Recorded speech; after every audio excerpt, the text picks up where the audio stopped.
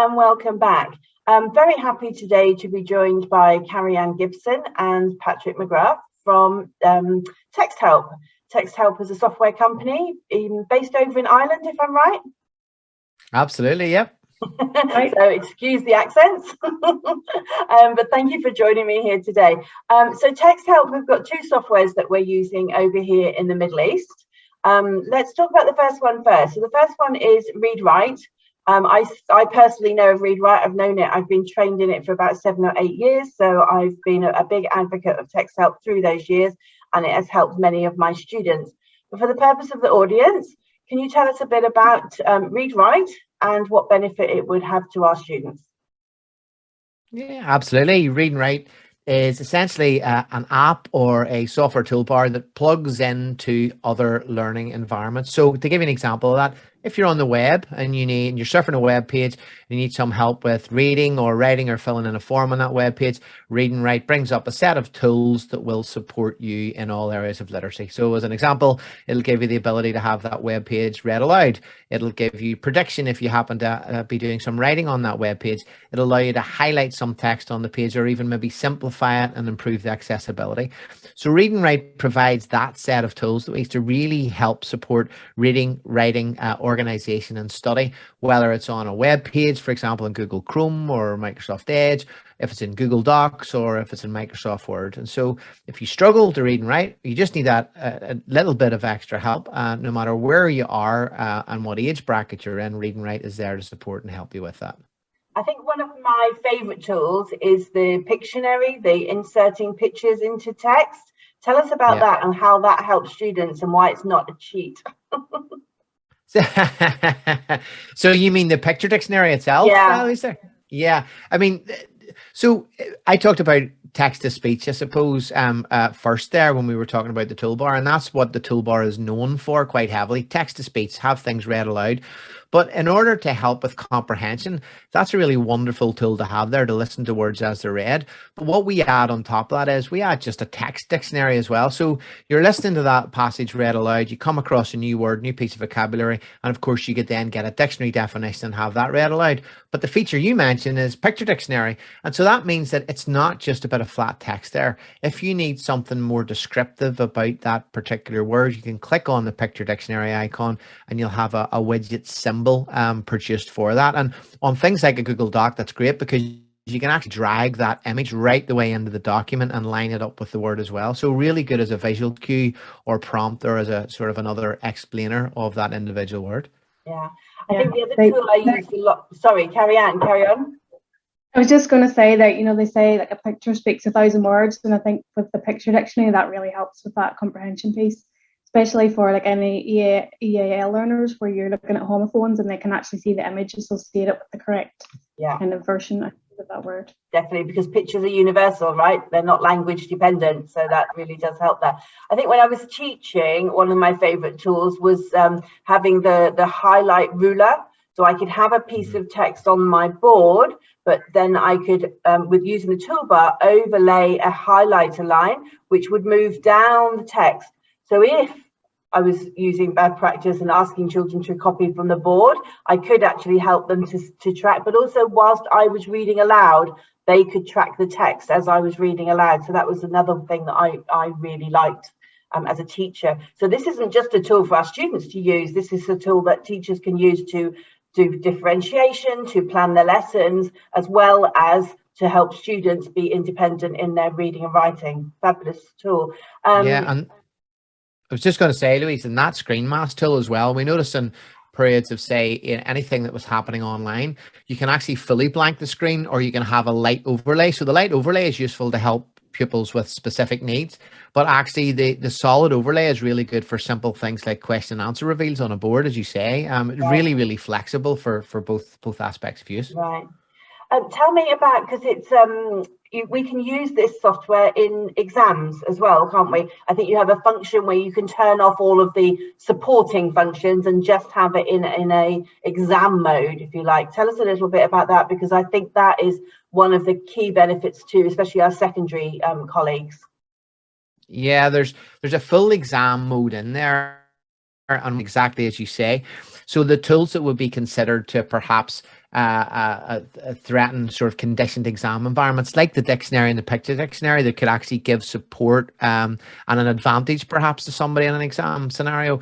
We enable an administrator or an exams officer to switch all of those off in one switch and only leave the tools that are actually approved under exam conditions. So you would have text to speech, so that exam paper could be read aloud. You can also now have dictation. So if you were used to having, for example, a human scribe in to handwrite answers, a pupil now has under their own control the ability just to speak into the device and have those answers scribed onto the page. So it really helps the confidence. Things like that screen mask you talked about, and that will apply to a simple PDF exam paper or an online paper as well. And that's secure. So it means that once the invigilator or the exams officer or the SENCO flips that into that mode, the pupil or the student can't actually come out of that mode. They can't change the settings. They can't access the feature. So it means that the exam stays secure, but those pupils are supported with all that they may need. It should really be their normal way of working, I suppose, is a phrase we're all used to. If they have access to those tools in the classroom, they should have access to those tools in an exam environment as well. Excellent, excellent. And that also cuts off the internet, doesn't it? So there's no fear of a student being able to go online and research the questions or the answers. Fabulous. Correct. So that's Read&Write, which is fabulous, and there's loads more information on your website, and both you or myself can give demonstrations on that and give quotations or trials or whatever our colleagues would like to know. But you also have a new software, or is it an adapted software from a previous piece of software called OrbitNote. Tell us a little bit about OrbitNote. So OrbitNote takes all those features that we talked about in Read&Write, things like text-to-speech and highlighters, study skills, organization, literacy, read-and-write support tools, and looks at, well, where else might pupils learn? And we know that pupils online are using PDFs a lot. So that could be a past paper, that could be something that they, a worksheet that they may have access to. And those tools then we need to provide accessibility to as well. And what OrbitNote does is give all the rich tools that Read&Write supports and puts them right into a PDF document. And even if that PDF is not accessible, in other words, couldn't normally be read aloud for a student, we'll automatically scan it and make it accessible and make it ready for that pupil to be fully accessed. So it really takes any learning environment now and make sure that whatever the format or the content is that the pupil or student is receiving, they have it made accessible to them and they can use it online no matter what their individual need is. Oh, amazing. And the OrbitNote goes a little bit further and adds in annotation tools as well, so you can actually, you can fill out PDF resources, you can you can write on top of there freehand, you can type in there, so it's bringing kind of all that writing accessibility and making those PDFs actionable and accessible. So they're both standalone but can be brought together. Right, so they're accessing different skills and different applicable in different contexts, depending on what the children are doing or teachers are doing, indeed. Yeah, it used to be that, so we'd have a small PDF component that supported PDF reading when somebody bought Read&Write. But what we've done is we've said, look, maybe we need to split these up. Maybe we need to create a separate identity. So as, for example, if you have a school that says, I'm doing a lot of work through Google Classroom or through a learning management system, I need to send out PDFs to my pupils. I need them to complete these worksheets and I need them to have these completed and have them returned to me fully completed so I can mark them. Well, or provide some feedback. We can actually sell OrbitNote on its own just to solve that individual challenge, or we can put them both together. So there's lots of flexibility with how we provide that as a bundle or separately, depending on the individual needs of the school. And to really know what a school needs, they need to really have a conversation so that we can work out what's best for them, right? Okay. Indeed. Is there anything in that I've missed that is a highlight that we need to make sure that our listeners know about? Have I covered it? I mean, there are hundreds of tools, right? So it's not just those 2 or 3 that we've mentioned. No, not at Yeah, all. In there's- fact, sometimes I think when you look at something like Read and Write or Orbit Note, you can be a little bit overwhelmed because you'll see, oh my goodness, there's 26 different tools in the toolbar. And but the importance of that is that you're giving students access to a really rich environment, sort of an a la carte, as one of my colleagues used to say, an a la carte kind of approach to their learning and their approach to learning, so it can make sure that it's very individualized. So if you want to highlight, if you want to just use it for studying, if you want to use it for reading, if you want to use it for writing or for proofreading, if you want to use it in exams, you've got that flexibility to choose from there. I mean, and the big thing in say Read and Write as an example, things that are never really talked about, we've got a simplify tool which will take a web page and will reduce all the distractions, remove them all from a web page. It'll allow you to change the contrast in the font. It'll allow you to still have access to all those great support tools. It'll link to Wikipedia and give you some stretch and challenge opportunities, all with one click on one web page. It'll also, for example, in a Chrome browser, Louise, give you the ability to have practice reading aloud functions. So you could literally send a single web page to a pupil and say, please use practice reading aloud. They press one button that turns it into a reading passage where they'll record then themselves reading that aloud to help build oral fluency.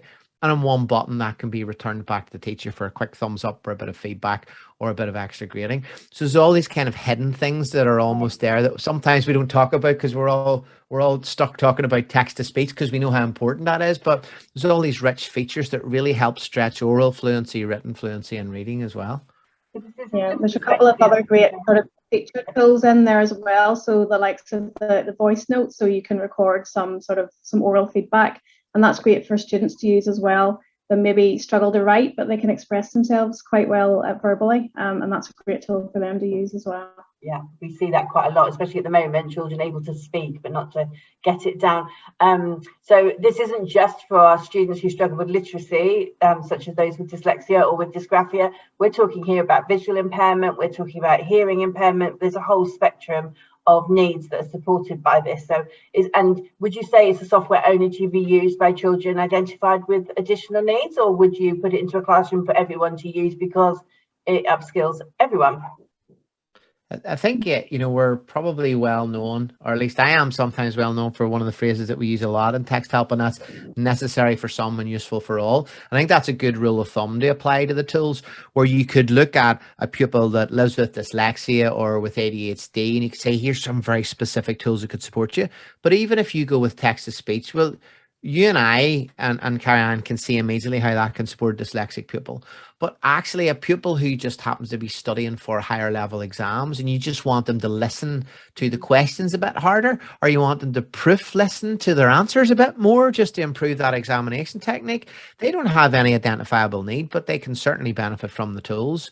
And the important thing there is to put the tools in place that could support those pupils who really need it, but then to focus on all those pupils that have some invisible barriers that we'll never know about, but also those pupils that we can stretch and challenge. So absolutely necessary for some and useful for all. That's always been our motto and will be for some time. I think I might need to add that to the website. Even useful things like language learning as well. So just, you know, being able to listen to that pronunciation and model that pronunciation as well is fantastic. Love it. Yeah. Right, so well, thank you very much for joining me. Thanks for giving a very quick overview of a very complex and detailed piece of kit, which I have personally found useful, like I said, but also many of my students. And I hope that some of my audience will connect with us and ask further information about the different tools. There is lots of information on my webpage, and that links right through to Paddy and to Carrie-Anne, and there's links to their website and everything. So if you would like further information, don't hesitate to get in touch with us.